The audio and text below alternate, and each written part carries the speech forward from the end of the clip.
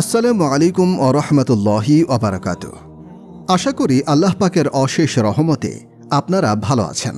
এমন অকৃতজ্ঞতা আর কতদিন? আমার ভাই ও বোনেরা, আমরা কতদিন পর্যন্ত আমাদের দেহ ও প্রাণের প্রতি বিশ্বস্ত থাকব? তুমি আল্লাহর প্রতি বিশ্বস্ত হও। বিশ্বাস রক্ষা করা মানুষের স্বভাবজাত বৈশিষ্ট্য। বিশ্বাস ভঙ্গ করাও মানুষের মজ্জাগত ব্যাপার। মানুষ কৃতজ্ঞ, আবার কৃতঘ্ন। যদি আল্লাহ তাআলার প্রতি মানুষ কৃতজ্ঞ হয়ে যায়, তাহলে নফস শয়তানের প্রতি কৃতজ্ঞ হবে। এরপর শুধু মজাই আর মজা। আর যদি আল্লাহ তাআলার প্রতি কৃতঘ্ন হয়, তাহলে নফস শয়তানের ওয়াফাদারে পরিণত হবে। এরপর শুধু মুসিবত আর মুসিবত। আজ প্রতিটি ঘর বৈদ্যুতিক আলোতে ঝলমল, কিন্তু দিল অন্ধকার রাত্রির চেয়েও অধিক অন্ধকার। কৃত্রিম অট্টহাসিতে বাতাস গুঞ্জরিত হয়, কিন্তু হৃদয়গুলো রক্তের অশ্রু প্রবাহিত করে। চেহারা চকচক করে, কিন্তু তাদের মনোজগৎ ধুধু মরুভূমি। পোশাক পরিচ্ছদ ঔজ্জ্বল্য ছড়ায়, কিন্তু হৃদয়ের অবস্থা বড়ই ধূলিমলিন। যে জীবনকে মৃত্যু গ্রাস করে নেয়, আজকের দুনিয়া এবং আজকের মানবজাতি বড়ই দুঃখী, কারণ তারা আল্লাহর প্রতি অকৃতজ্ঞ। আরে ভাই, যে রাজত্ব ধ্বংস হয়ে যাবে, সেটা কি কোনো রাজত্ব? যে জীবনকে মৃত্যু গ্রাস করবে, সেটা কি কোনো জীবন? যে যৌবনকে বার্ধক্য নিঃশেষ করে দেবে, সেটা কি কোনো যৌবন? যে আনন্দকে বেদনা গিলে নেবে, সেটা কি কোনো আনন্দ?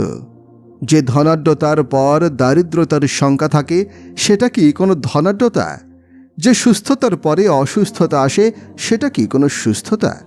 যে ভালোবাসার পর ঘৃণা আসে, সেটা কি কোনো ভালোবাসা? যে বাড়ি উজাড় হয়, মাটির স্তূপে পরিণত হয়, যেখানে মাকড়সা ও চামচিকা বাস করে, সেটা কি কোনো বাড়ি? বড় বড় মহলগুলোতে একটু গিয়ে দেখো, আজ সেখানে মাকড়সার জাল বিস্তার করেছে।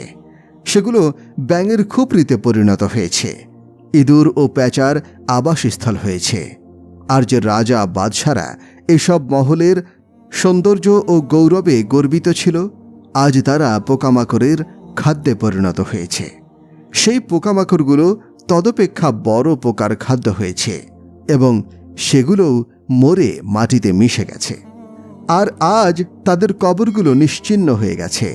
দুনিয়ার সবচেয়ে বড় বিজয়ী ছিল চেঙ্গিস খান। বলো দেখি, তার কবর কোথায়? পৃথিবীর শ্রেষ্ঠ বিজয়ী বীরের কবরের আজ হদিস নেই। দুনিয়া আমাদের ধন সম্পদ কামাইয়ের মেহনতের ময়দান নয়। দুনিয়া আল্লাহর বন্দেগীর ময়দান, আখিরাত কামাইয়ের ময়দান। আমরা তো এখানে আল্লাহর গুণগানকে জীবনটাকে কাটিয়ে দেব। এক পালোয়ানের ঘটনা। এক বিখ্যাত পালোয়ান একবার রায়বেন্ড আসেন। আমি রায়বেন্ডের এক মাদ্রাসায় পড়তাম। তিনি পৃথিবীর সকল পালোয়ানদের চ্যালেঞ্জ করেছিলেন, কিন্তু কেউ তার চ্যালেঞ্জ গ্রহণ করেনি। আমি যে সময় তাকে দেখেছিলাম, তখন সে নিজে নিজে দাঁড়াতে পারত না, বসতেও পারত না। তাকে ধরে দাঁড় করাতে হতো এবং বসাতে হতো। দেখুন, এই ব্যক্তি পৃথিবীকে চ্যালেঞ্জ করেছিল, কেউ তাকে হারাতে পারবে না। কিন্তু আজ তার কি করুণ দশা! কালের নিষ্ঠুর ছোবল, দিন ও রাতের আবর্তন তাকে এতটা অসহায় করে দিয়েছে যে তার দাঁড়ানোর শক্তিটুকুও অবশিষ্ট নেই। এখানে মৃত্যুর নৃত্য সর্বদাই অব্যাহত আছে। এখানে প্রতিটি পদক্ষেপে জীবন পরাস্ত হচ্ছে এবং ক্রমাগত পরাভূত হয়ে চলেছে। প্রতিটি পদক্ষেপেই মৃত্যু জয়ী হচ্ছে। মৃত্যু যখন মানুষকে মাটিতে আছড়ে ফেলে, সে সিকান্দার ছিল না চেঙ্গিস খান, সে দারা ছিল না হালাকু খান, সে তৈমুর লং ছিল না মাহমুদ গজনবী। সে তৈমুর লং ছিল না মাহমুদ গজনবী, না জুলকারনাইন ছিল, না দানিয়াল ছিল। কিছুই দেখে না। সবাই তার পরাস্ত হয়ে মাটিতে মিশে যায়। মুস্তফা জাইদি নামে একজন ডেপুটি কমিশনার মারা গেল। তার পোস্টমর্টেম করা হলো। আমি যখন লাহোরে পড়াশোনা করতাম, তখনকার কথা। সাংবাদিকরা তার সম্পর্কে লিখেছিল, মুস্তফা জাইদি যে রাস্তা দিয়ে যেতেন, পুরো রাস্তা সুগন্ধিতে ভরে যেত। আজকে যখন তার কবর লাশ থেকে তোলা হয়, তখন তার গলিত লাশের দুর্গন্ধে কবরস্থানে দাঁড়ানোই মুশকিল ছিল। মানুষের পরিণতি যখন এরকম হয়, তখন তো কিছু চিন্তা ভাবনা করা উচিত। আমাদের দিন রাতের কাজগুলো কি, ছেলেমেয়েদের পড়াশোনা করানো, ঘরে খাবারের ব্যবস্থা করা, পোশাক পরিচ্ছদ, তৈজসপত্র ও জীবনের প্রয়োজনীয় উপকরণ সামগ্রী যোগান দেওয়া, আমাদের পুরো শক্তি এর পেছনেই ব্যয়িত হচ্ছে। হ্যাঁ, এগুলো বিলকুল স্বাভাবিক বিষয়। আজ মা বাবা একে অপরের সঙ্গী, স্বামী স্ত্রী একে অপরের সঙ্গী, সন্তানরা পিতামাতার সঙ্গী, পিতামাতা সন্তানের সঙ্গী। স্ত্রী স্বামীকে সহযোগিতা করছে, স্বামী স্ত্রীকে সহযোগিতা করছে। কিন্তু সেই সময়ের কথা ভাবুন যখন আমার সন্তান আমাকে বাঁচাতে পারবে না। ডাক্তার দাঁড়ানো আছে আর বলছে এখানে আমাদের কিছুই করার নেই। আল্লাহকে ডাকুন। নিঃশ্বাস বন্ধ হয়ে আসছে, প্রাণ বেরিয়ে যাচ্ছে, দৃষ্টি শক্তি ক্ষীণ হয়ে আসছে। এতক্ষণ যা দেখছিল তা গায়েব হয়ে যাচ্ছে, এতক্ষণ যা গায়েব ছিল তা দৃষ্টিগোচর হয়ে আসছে। ফেরেশতারা দৃষ্টিসীমায় আসছেন, আর ঘর বাড়ি সহায় সম্বল অদৃশ্য হয়ে যাচ্ছে। এটা সেই সময় যখন কারো সাহায্যের প্রয়োজন হয়। এই সময় যে জিনিসটি কাজে আসতে পারে তা হলো নেক আমল।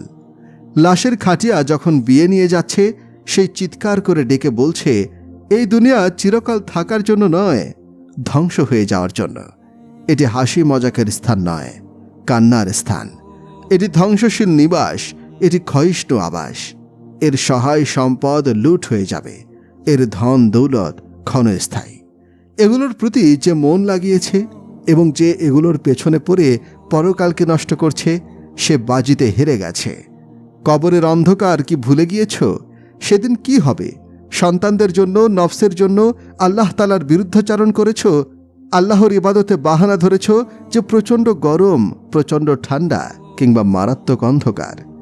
কবরের অন্ধকারের কথা কি মনে নেই? কবরের গরমের কথা কি স্মরণ নেই? জাহান্নামের আগুনের কথা কি ভুলে গেছ? জাহান্নামের আযাবের কথা কি বিস্মৃত হয়েছে আজ? জান্নাতের নিয়ামতের কথা কি ভুলে গেছ? আল্লাহর কালামের কথা কি ভুলে গেছ? আল্লাহর দিদারের কথা ভুলে গেছ? আল্লাহ তাআলার সাথে সাক্ষাতের কথা কি স্মরণ নেই? মাহবুব খোদা পেয়ারা নবীর মাহফিলের কথা কি ভুলে গেছ? আমরা কেমন মুসলিম? এটা কি রকম পাষাণ হৃদয় যে উপার্জনে এতটাই মত্ত, কোনো হুঁশ নেই? আল্লাহ আহ্বান করেছেন, অথচ এরূপ গাফিল যে বৃদ্ধ যুবক কারোরই চেতনা নেই, কোনো মহিলার হুঁশ নেই, কোনো পুরুষেরও নেই। কেন তুমি আমাকে রাগিয়ে দিচ্ছ? আল্লাহকে সন্তুষ্ট করা জীবনের একমাত্র লক্ষ্য বানাও। আল্লাহ সন্তুষ্ট হলে সকল কাজ সহজ হয়ে যাবে। যদি আল্লাহ তাআলা অসন্তুষ্ট হন, দুনিয়ায় আল্লাহ তাআলা কিছুদিন সুযোগ দেবেন, কিছু সময়ের জন্য অবকাশ দেওয়া হবে। আল্লাহ কাফিরকেও অবকাশ দেন, মুসলিমকেও দেন। কিন্তু মৃত্যুর পর অত্যন্ত খারাপ পরিণতি অপেক্ষা করছে, যা মানুষ বরদাস্ত করতে পারবে না। তোমাদের এই শক্তি নেই যে তোমাদের দেহ আগুন সহ্য করতে পারে। তোমাদের মধ্যে এই শক্তি নেই যে আমার রাগকে বরদাস্ত করতে পারে। গান শোনার আগে ভেবে নিও, দোজখে কানের মধ্যে উত্তপ্ত গলিত সীসা ঢালা হবে। কারো মেয়ের প্রতি দৃষ্টি দেওয়ার পূর্বে ভেবে নিও, দোজখে চোখের মাঝে জ্বলন্ত অঙ্গার চেপে ধরা হবে। সুদ খাওয়ার পূর্বে ভেবে নিও, পেটের ভেতরে সাপ ও বিচ্ছু ছেড়ে দেয়া হবে। এগুলো সুদখোর ব্যক্তিকে ভেতর থেকে দংশন করবে। যদি সেগুলো বাইরে থেকে দংশন করত, তাহলে 40 বছর বিষক্রিয়ায় ছটফট করতে হতো। সুদখোর ব্যক্তির পেটের ভেতরে যখন এগুলো ঢুকবে, তখন পেট হবে পাহাড়ের মতো বিশাল, সাপ ভর্তি পাহাড়ের মতো পেট, বিচ্ছু ভর্তি বিশাল পেট। সেগুলো ভেতর থেকে তাকে দংশন করবে। তাকে রক্ষা করার কেউ থাকবে না। আমি তোমাদের ব্যাপারে অমনোযোগী নই। আল্লাহ তাআলা বলেন, আমার অবাধ্যতা, আমার নাফরমানি করার পূর্বে ভেবে নিও, তোমাদেরকে আমার কাছে আসতেই হবে। তাহলে আল্লাহর শাস্তি আসছে না কেন? তিনি বলেন, আমি তোমাদের শুধু অবকাশ দিচ্ছি। যেদিন চক্ষুগুলো বিদীর্ণ হবে, সেদিন পর্যন্ত আমি অবকাশ দিচ্ছি। আজকের লোকেরা উপার্জন করে করে যখন বার্ধক্যে উপনীত হয়, তখন তারা নিজের উপার্জিত সম্পদ ব্যয় করে উঁচু উঁচু ইমারত নির্মাণ করে মানুষকে দেখায়, আমি বড় বনে গেছি। আল্লাহ তাআলা যার সম্পদকে বরবাদ করার ইচ্ছা করেন, আল্লাহ তাআলা যার মালকে বরকতহীন করার ইচ্ছা করেন, তার মাল দ্বারা বড় বড় ইমারত নির্মাণ করান, তার মাল দ্বারা বড় বড় মহল তৈরি করান। হাদিসে এসেছে, আল্লাহ তাআলা যার মালকে অপছন্দ করেন তাকে মাটি ও কাদায় লাগিয়ে বড় বড় মহল নির্মাণ করান। সাহাবায়ে কেরাম রাদিয়াল্লাহু আনহুম মহল বানাননি। ফাতিমা রাদিয়াল্লাহু আনহা এর ঘরে কিছুই ছিল না। আলী রাদিয়াল্লাহু আনহু এর ঘরে কিছুই ছিল না। উম্মে সালামা রাদিয়াল্লাহু আনহু এর ঘরে কিছুই ছিল না। আয়েশা রাদিয়াল্লাহু আনহা এর ঘরে কিছুই ছিল না। কিন্তু তাদের মেহনতের বদৌলতে সারা পৃথিবীতে ঈমান ছড়িয়েছে, সারা বিশ্বে দ্বীন ছড়িয়েছে, সারা দুনিয়ায় দ্বীনের শাসন প্রতিষ্ঠিত হয়েছে। সাহাবায়ে কিরাম রাদিয়াল্লাহু আনহুম এর জজবা, তাদের একমাত্র জজবা ছিল আল্লাহর নামে জীবন দান করা, আল্লাহর দ্বীনকে দুনিয়ায় জিন্দা করা, এছাড়া অন্য কোনো কাজ নেই। পিতা পুত্রকে বলতো, যাও বৎস, আল্লাহর নামে মৃত্যুবরণ করো, তোমার সাথে আমরাও জান্নাতে যেতে পারব। মা ছেলেকে বলতেন, যাও ছেলে, আল্লাহর নামে নিজেকে উৎসর্গ করো, আমি আল্লাহর সামনে শহীদের গর্বিত মা হিসেবে নিজেকে পেশ করতে পারব। আজ কোনো মায়ের এই জজবা আছে কি যে তার ছেলে তার সামনে মৃত্যুবরণ করবে? আজকের মায়েদের আকাঙ্ক্ষা হলো, আমার ছেলে আমার জানাজা বহন করবে, আমার সামনে আমার ছেলের মৃত্যু আমি কিছুতেই চাই না। কিন্তু সাহাবায়ে কেরামের স্ত্রীগণ এমন মা ছিলেন যাদের জজবা ছিল, আমাদের সন্তানগণ আমাদের সামনেই আল্লাহ তাআলার জন্য উৎসর্গিত হোক।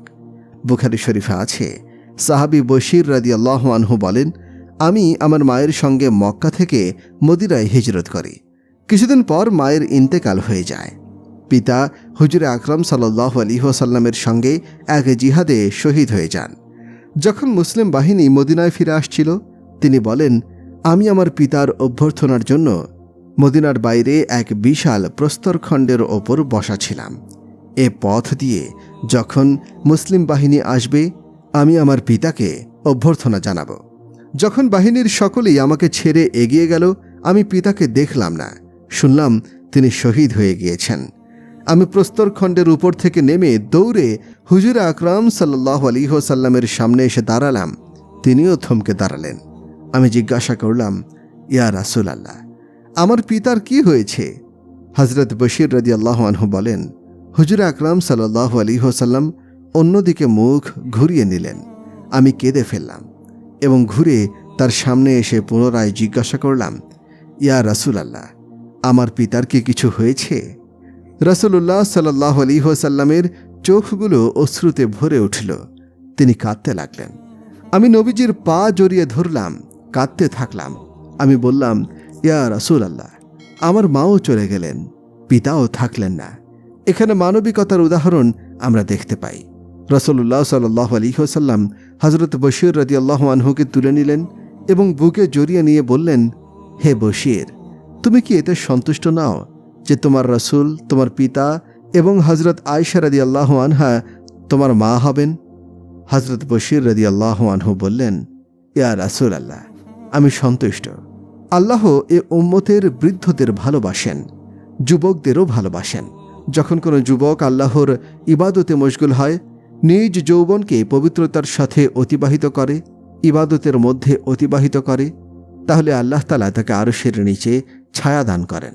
যখন উম্মতের কোনো ব্যক্তি বৃদ্ধ হয়ে যায়, চুল দাড়ি শুভ্র হয়ে যায়, তখন আল্লাহ তাআলা এই বৃদ্ধকে আযাব দিতে লজ্জাবোধ করেন। আল্লাহ তাআলা এই উম্মতকে কতটা ভালোবাসেন। হযরত আকশাম রহিমাহুল্লাহ এর ঈর্ষণীয় মৃত্যু। ইয়াহইয়া ইবনু আকশাম রহিমাহুল্লাহ এর ইন্তেকাল হল। তিনি বড় মুহাদ্দিস ছিলেন।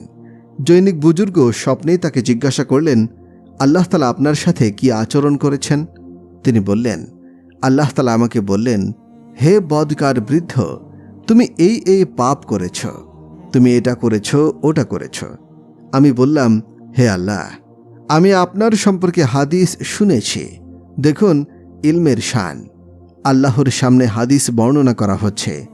হযরত আয়েশা রাদিয়াল্লাহু আনহা বর্ণনা করেছেন যে নবীজি সাল্লাল্লাহু আলাইহি ওয়াসাল্লাম তাকে বলেছেন, হযরত জিবরাইল আলাইহিস সালাম, আর জিবরাইল আলাইহিস সালামকে আল্লাহ তাআলা বলেছেন।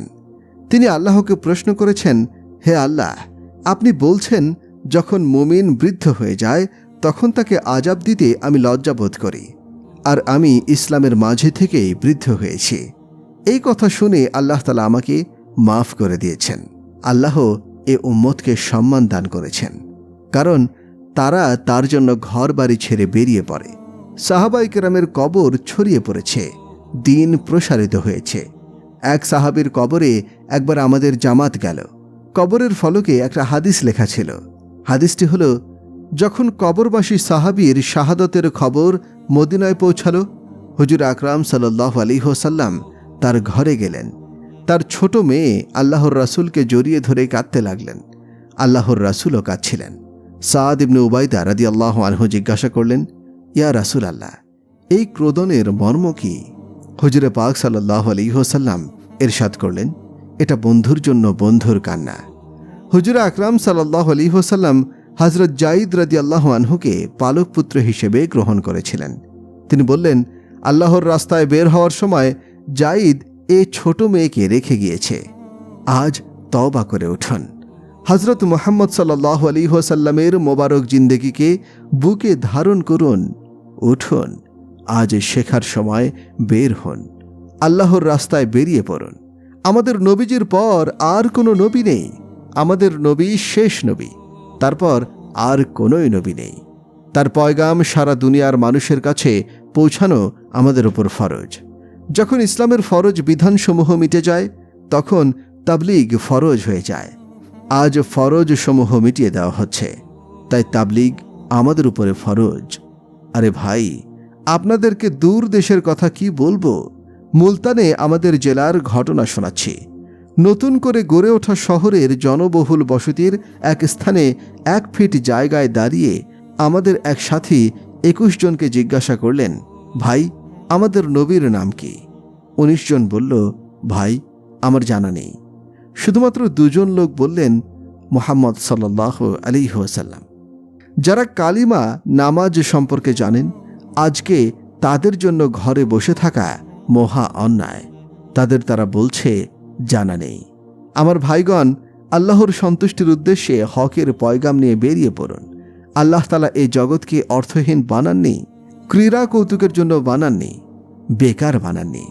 সুতরাং আমাদের অর্থহীন সৃষ্টি করেননি। আমাদেরকে ছেড়ে দেননি যে যা ইচ্ছা করো, নিরঙ্কুশ স্বাধীনতা দেননি। আমাদের দায়িত্ব দিয়ে প্রেরণ করেছেন আর বলেছেন, আমি জালিমদের কর্ম সম্পর্কে গাফিল নই। আল্লাহর জুলুম সম্পর্কে আমাদের রব গাফিল নন। জালিম জুলুম করছে, কেউ তাকে বিরত রাখছে না। এই অন্ধকার জগতে দেখার কি কেউ নেই? আছেন, অবশ্যই একজন আছেন। তিনি সব কিছুই দেখেন। একদিন সকলের হিসাব নেবেন। আল্লাহর কাছে কোনো জিনিসই গোপন নয়। দরজা বন্ধ করা হলো, দরজায় শিকল তুলে দেওয়া হলো, পর্দাও লাগানো হলো। এখন কেউ দেখছে না? হ্যাঁ, কোনো মানুষ হয়তো দেখছে না, কিন্তু আল্লাহ তাআলা বলেন, তোমরা 3 জন বসা আছো, 4র্থ জন হলেন আল্লাহ তাআলা। তোমরা 5 জন বসা আছো, 6ষ্ঠ জন হলেন আল্লাহ তাআলা।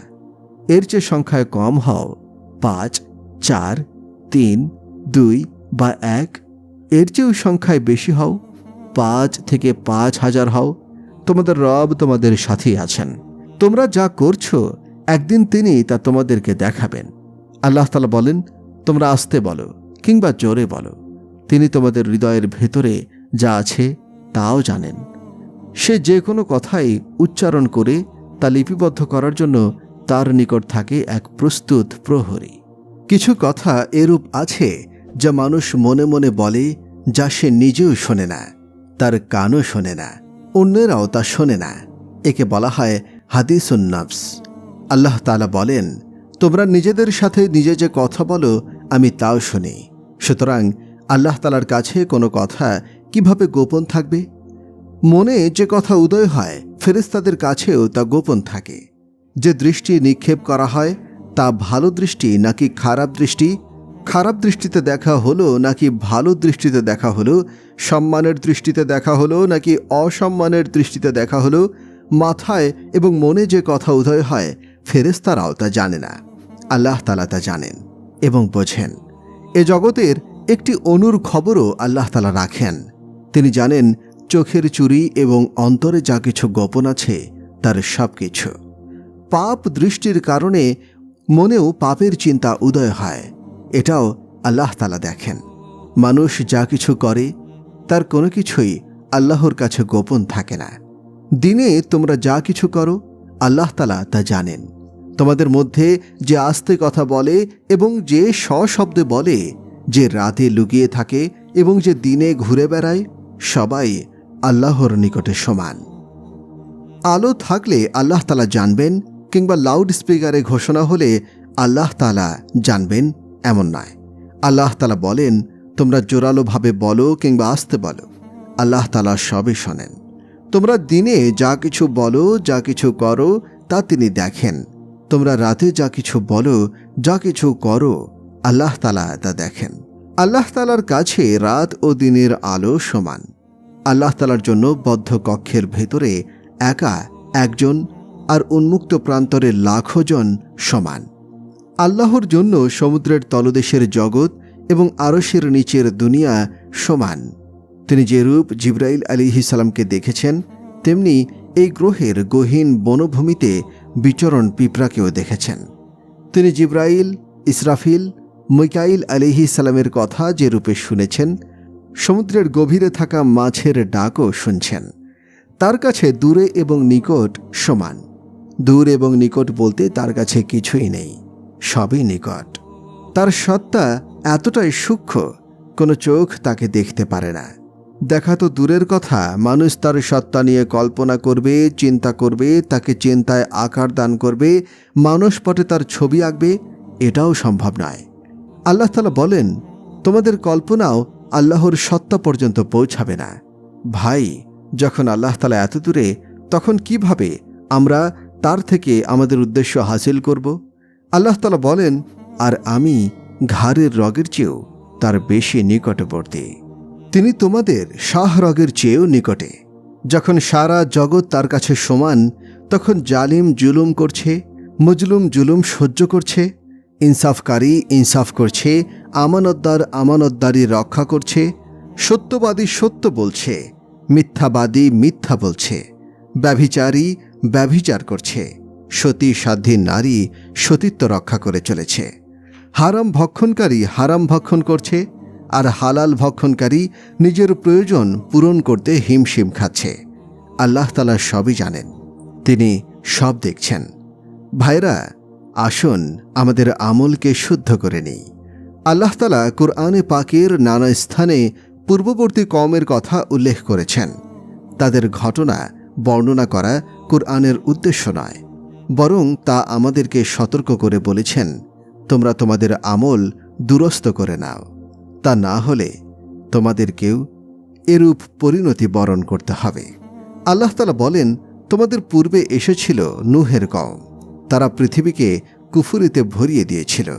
তারা আমার নবীকে বলেছিল, অতএব তুমি আমাদের যে জিনিসের ভয় দেখাও তা আমাদের কাছে নিয়ে এসো, যদি তুমি সত্যবাদী হও। তুমি আমাদের যে আযাবের ভয় দেখাও সে আযাব আনো দেখি। এরপর এমন একদিন এলো, তখন আমি আকাশের দ্বারগুলো খুলে দিলাম, মুষলধারে বর্ষণশীল পানির দ্বারা নিজের পেশাবেই ডুবে মরল। আমি পুরো পৃথিবীকে ঝর্ণা বানিয়ে দিলাম। জমিন ফেটে পানি বেরিয়ে আসতে লাগল, আকাশ থেকে বৃষ্টি বর্ষিত হল। এভাবে সারা পৃথিবী পানিতে ডুবে গেল।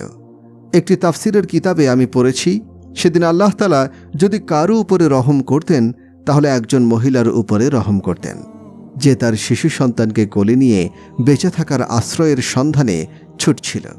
সে দৌড়ে গিয়ে একটি উঁচু পাহাড়ে আরোহণ করল। এর চেয়ে উঁচু আর কোনো পাহাড় ছিল না। পানি বাড়তে লাগল, একসময় তার পা ছুঁয়ে ফেলল। এরপর পানি তার বুক পর্যন্ত উঠে গেল, এরপর তার নাক পর্যন্ত উঠে গেল। সে বাচ্চাকে মাথার উপরে তুলে ধরল। পানির ঢেউ তাকেও ছাড়ল না, তার সন্তানকেও ছাড়ল না। সবারই সলিল সমাধি হল। নূহ আলাইহিস সালামের ছেলেকে আল্লাহ তাআলা তার সামনেই ডুবিয়ে দিলেন।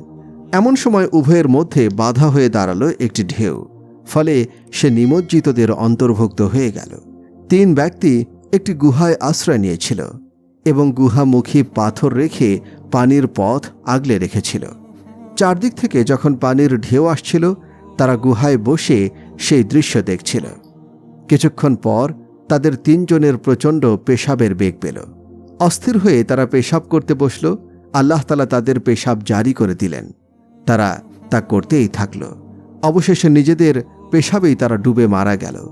হযরত নূহ আলাইহিস সালামের কওম যে পাপাচার করত তা আজ দুনিয়ায় হচ্ছে। হ্যাঁ, সারা দুনিয়াতেই তা হচ্ছে। আদ সম্প্রদায়ের লোকজন ছিল দীর্ঘাকৃতির, প্রচণ্ড শক্তিশালী। তারা গর্ব করে বলতো, আমাদের চেয়ে শক্তিমান আর কে আছে? আমরা কাকে ভয় পাব? আমরা তো এই বলি যে আমাদের উপাস্যদের মধ্যে কেউ তোমাকে অনিষ্টে আক্রান্ত করেছে। আমাদের উপাস্য তোমার মাথা নষ্ট করে দিয়েছে। আমাদের চেয়ে শক্তিমান আর কেউ নেই। আল্লাহ তাআলা বলেন, হে হুদ, যিনি তোমাদেরকে সৃষ্টি করেছেন তিনি তো তোমাদের চেয়ে বেশি শক্তিশালী।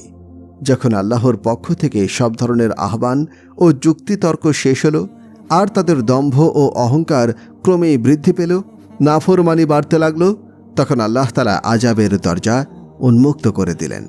তাদের উপরে দুর্ভিক্ষ নেমে এলো। তারা আমাদের মতো মানুষ ছিলেন না। তাদের উচ্চতা ছিল 40 হাত। 800-900 বছর তাদের হায়াত ছিল। বার্ধক্য তাদের স্পর্শ করত না। তাদের রোগ ব্যাধি ছিল না। তাদের দাঁত পড়ত না।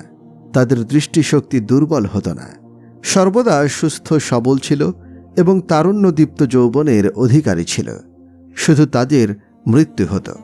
এছাড়া তাদের শারীরিক, মানসিক ও আত্মিক পরিবর্তন ছিল না। তাদের ক্ষুধাও ছিল বেশি। দুর্ভিক্ষ লাগার পর তারা তাদের মজুদ খাবার শেষ করে ফেলল। হালালগুলো খেল, হারামগুলোও খেল। এরপর কুকুরগুলো খেয়ে শেষ করল। বিড়াল খেল, ইঁদুর খেল, সাপও খেল। হাতের সামনে যা পেল সব খেয়ে শেষ করল। এমনকি গাছের পাতা ও বাকল চিবিয়ে খেয়ে ফেলল। কিন্তু দুর্ভিক্ষ গেল না। এরপর তারা বাইতুল্লাহ শরীফে এই মর্মে একটি প্রতিনিধি পাঠালো, আমাদের বৃষ্টি দাও। যখন মুসিবত আসে তখন মানুষ উপরওয়ালাকে ডাকে। যখন উদ্দেশ্য পূরণ হয় তখন আবার অবাধ্য হয়ে যায়। তারাও আল্লাহ তাআলার চরম অবাধ্যতা করেছিল।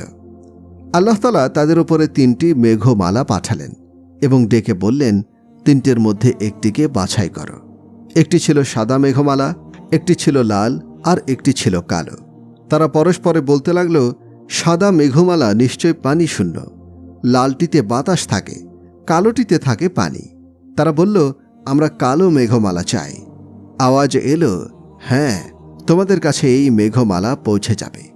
তারা আনন্দে সকলে একত্রিত হল। আল্লাহ তাআলা সেই মেঘমালা পাঠালেন।